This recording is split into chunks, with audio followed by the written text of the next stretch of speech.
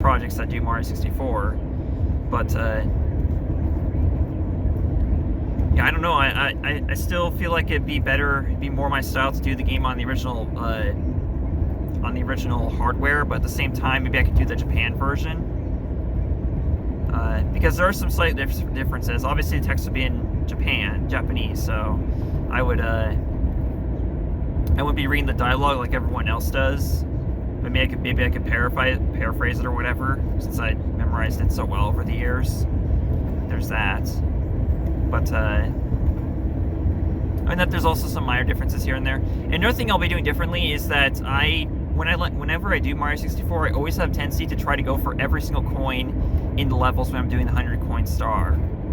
And so far I've been successful doing that in the first 5 worlds of the game, but I can't seem to do that in a lot of the later worlds. But yeah, my main question with that particular topic is, do you guys want me to do, like, which cartridge should I do Mario 64 on for the Let's Play whenever that does come? There's the original Japan cartridge from June 1996, there's the American cartridge from September 1996, and there's the Shindo version from July 1997. The former and the latter would both have Japanese text, but they're different from each other in some ways. The Shindo version, in addition to the Rumble feature, it also, I mean, obviously, Rumble feature would be completely pointless for the purposes of a Let's Play because, well, it would only be me experiencing the Rumble, not the viewers. But in addition to the Rumble feature and the Japanese text, the Shindo version has some other slight changes that you might notice, but well, you wouldn't notice if you're not familiar with the original Japan release. But the main difference between that and the American release, besides the Rumble feature, is that Mario's voice is pitched up slightly, which is interesting because, like, I always thought that in Mario 64, like, I always wonder, like, I feel like his voice is like really like a lot deeper than normal than his voice normally is, like, especially during the gameplay. Like, it sounds normal in the menus and whatnot, like in the famous screen where you can, like, play around with his face, but in the actual gameplay, his voice sounds a lot deeper than usual. I don't know. But yeah, I noticed playing it in Mario 64, the Shindo version, that his voice was pitched up to sound more normal. So yeah, just something interesting I want to point out about the Shindo version. So yeah, that's that topic. Next thing I want to go into is GameCube games in general. At this time, I am actually not interested in recording any footage of GameCube games entirely. Like, just cutting off GameCube games for now until I get a specific project.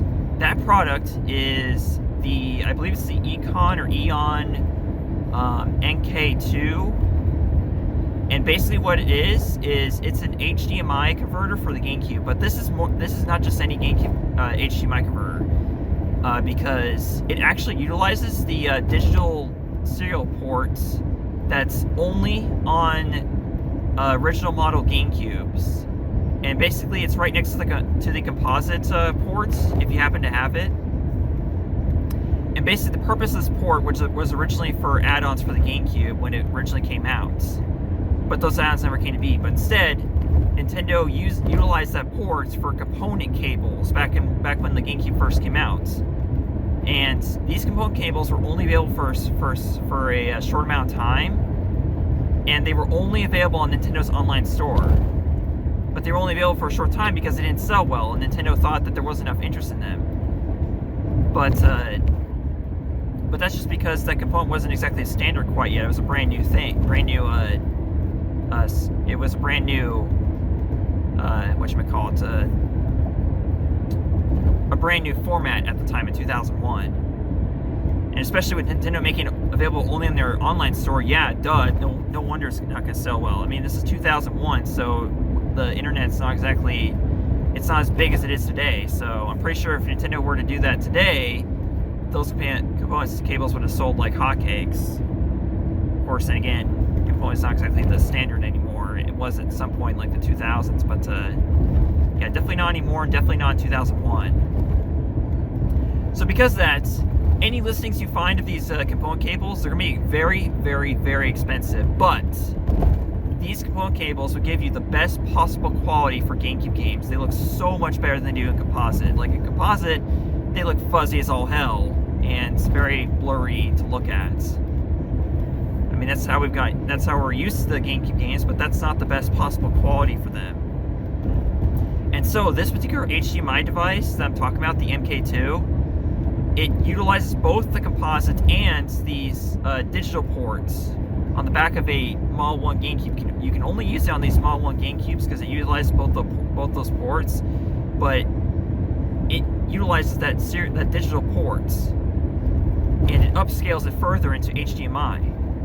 So this gives you the best possible quality for GameCube games, and for that reason, I am not going to be recording any more GameCube games until I get that. So any GameCube games I'm interested in Let's Playing, they're going to have to be on hold until I get this device, because I'm not recording any GameCube footage at all until then. And that also includes Game Boy players games too.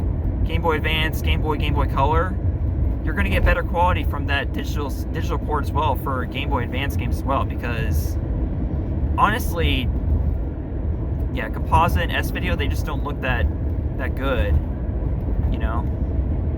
Components ultimately going to make the Game Boy games look a lot better on your TV as well as on a capture card, so that means I can't do no Battle for Bikini Bottom Game Boy Advance, which is the next game in my SpongeBob LP marathon. Yeah, I can't do that yet until I get this device. I can't do Paper Mario Thousand Year Door because that's the other game that people won't really want me to do. Because I Let's Play the original Paper Mario back in 2016. It's been 5 years, so it's definitely been long enough that I can, you know, there's been a long enough gap in the series that I can do Paper Mario Thousand Year Door without feeling like I did the original Paper Mario. But in the meantime, I am playing through Paper Mario on the Nintendo 64 because I actually got a Paper Mario cartridge. Not only that, but I also have the Japan cartridge, which is actually called Mario Story. And I'm actually playing Mario Story instead of the North American cartridge. And the reason why is because for the North American cartridge, what I want to do is I want to play up to the point where I got in Let's Play, except for before Chapter 8. And I want to actually finally record. Oh, yeah, you know what? There's other stuff too. Yeah, I can't play the English copy quite yet.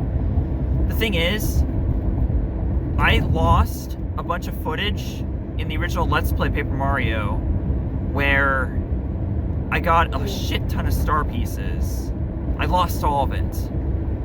And I want to get that back by recording on this North American Paper Mario cartridge that I have.